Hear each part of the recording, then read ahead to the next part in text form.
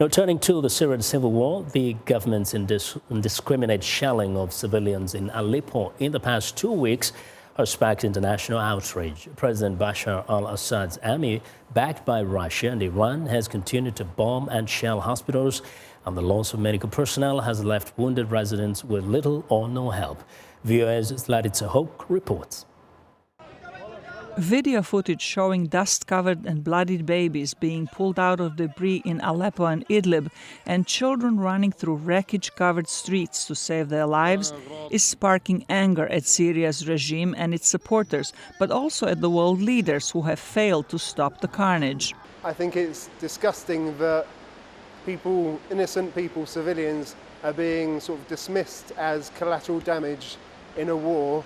United Nations is useless. They are killer, they are murderer, they are liar. All the world are liar. They don't do anything at all.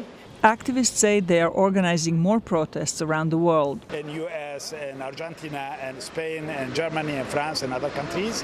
And we are people from Syria and from Turkey, and some of our friends are expressing our anger towards the Russian aggression that led so far to the killing of more than 400 people and around 100 children. In addition to the death toll, nearly 900 people in Aleppo have been wounded, one-third of them children. The shelling of hospitals and attacks on humanitarian workers have drastically reduced the ability of medical workers to save lives. There are now less than 30 doctors working in Aleppo city. Several days ago, a couple of weeks ago, we were saying there were 35, but we're seeing a reduction in the number of health workers who are able to stay at their post.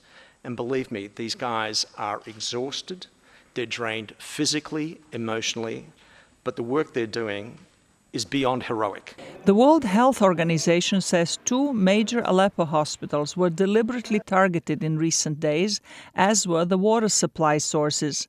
The United States has condemned Russia for engaging in the violence to help shore up Assad's regime, but Moscow is showing no signs of relenting in the campaign aimed at securing its influence in the region.